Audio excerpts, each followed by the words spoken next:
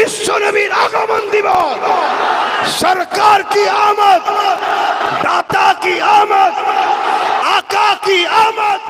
কিতাব সাক্ষী দিচ্ছে, মুহাদ্দিস সাহেব লিখতে লেগেছে, আমি অবাক হয়ে গেলাম, কখন যেন ছায়া হয়ে গেল, উপর দিকে তাকিয়ে দেখি এক টুকরা মেঘলা আর সরাই মেঘলা সরে, জোরে বলুন সুবহান। আরে জোরে বলো নারে তাকবীর। নূর কি আমদ, শাফাত কি আমদ, হাবিব কি আমদ, নারে তাকবীর। আমরা সেই নবীর উম্মত, তিনি আজও রওজা মুবারক থেকে আমাদের খেয়াল রেখেছে, আমাদের জন্য আজও কাঁদছে। কথা বুঝছেন না, বোঝেন না? আর নাই কবে তাবলা আব্বাসেরও ঢিলে করে ফেলতো, আপনাদেরও ঢিলে করে ফেলতো আল্লাহ। আমি কি উপযুক্ত মানুষ নাকি? হযরত ওমর ফারুক, হযরত আবু বকরের সামনে আমি দাঁড়ালে আমি মুসলমান কি সন্দেহ হবে? আপনারা হয়তো আল্লাহর ওলি মনে হয়, সব আল্লাহর ওলি বলেন, আপনারা ভালো থাকেন। আমি আমার কথাই বলছি, তারা কি মানুষ ছিল, আল্লাহর ভয়ে তারাও ভয় কাঁপতো, থরথর করে কাঁপতো, এত ভালো মানুষ হয়ে। সেই জায়গায় আমরা কি শুধু আল্লাহ বেঁচে রেখেছে, মারেনি ধরেনি, এখনো খাওয়াচ্ছে, ওই তার দোস্ত কাঁদবে, আল্লাহ ওদেরকে মারবেন না, জোরে বলুন সুবহানাল্লাহ। ইয়া রাসূলুল্লাহ, মনে রাখবেন, আমি আপনাদেরকে দায়িত্ব নিয়ে বলছি, কারবালার মাঠের আর একটা অপশন আপনাকে একটু শোনাই, তাহলে বুঝতে আরো সুবিধা হবে। কারবালা ইমাম হোসাইন পাক বলেছিলেন যে আমি গদির জন্য এজিদের বিরোধী করিনি। আজ হোসাইনের গোলাম আব্বাস সিদ্দিকীও বলছে, আমি কোন নেতা কেতা মন্ত্রী গদির লোভে কিন্তু আমি জালিমদের বিরোধী করিনি। আমি জালিমদের বিরোধী করছি এ কারণে, আল্লাহ তাদের বিরুদ্ধে, ইসলাম তাদের বিরুদ্ধে। ঠিক, শুনছেন তো? ঠিক।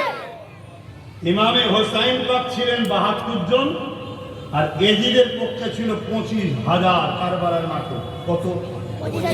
২৫,০০০-এর মধ্যে ১৩,০০০ ছিল হাফেজ, আলেম, মুফতি।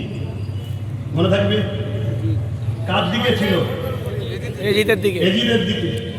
তাহলে মুফতি থাকলে যে হক, হাফেজ থাকলেই যে হক, হুজুর থাকলেই যে হক, মওলানা থাকলেই যে হক, তাহলে এজিদ কি হক ছিল?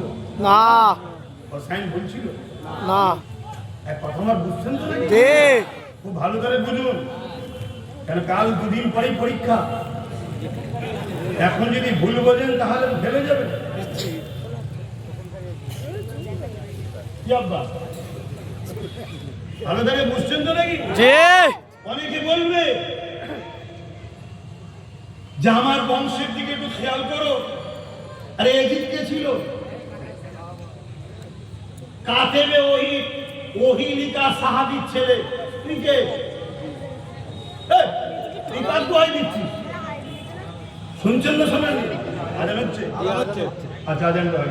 এই হলো অত্যাচারী, স্বৈরাচারী, জালিম শাসক, যারা মানুষের কবু সাজা স্বপ্ন দেখে। শুনছেন তো? জি।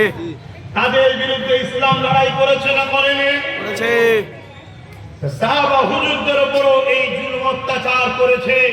সাহাবা হুজুররা এত জুলুম অত্যাচার সহ্য করার পরও নাই সত্য, সাম্য, প্রেম, ভ্রাতৃত্ব, ঐক্য, মানববন্ধন, ইনসাফ, ইনসানিয়াতকে ছেড়ে কখনো যায়নি। খুব ভালো করে শোনেন আমার আব্বা জানেরা, নামাজ আমার ব্যক্তিগত ইবাদত। নামাজ আমি পড়লে আমার লাভ, সমাজের লাভ নেই। রোজা আমার ব্যক্তি জীবনের ইবাদত, রোজা রাখলে আমার লাভ, সমাজের লাভ নাই। দাড়ি আমার ব্যক্তিগত সুন্নত, দাড়ি আমি রেখেছি, আমার স্বভাব হচ্ছে যে রাখেন তার স্বভাব নেই। টুপি আমার ব্যক্তিগত সুন্নত, অর্থাৎ আমি পড়েছি, আমার নেকি হচ্ছে, সমাজের লাভ নেই। কিন্তু মনে রাখবেন, এই সমাজকে নেশা মুক্ত করা এটাও নবীর সুন্নত। কিন্তু এই কাজ যদি আমরা করতে পারি, পুরো মনুষ্য জাতি বিপদ থেকে বেঁচে যাবে। জোরে বলুন সুবহানাল্লাহ। আমাদের উচিত নেশার পক্ষে দাঁড়ানো না বিরুদ্ধে? বিরুদ্ধে। জোরে বলুন বিরুদ্ধে। আর আজকে যদি কোনো মোল্লা মলি সাহেব মাতাল সরকারের সাথ দেয়, তাহলে সেটা তার কর্মদোষ, এতে আমাদের কিছু করার আছে? না। আমাদেরকে তো সাবধান হতে হবে।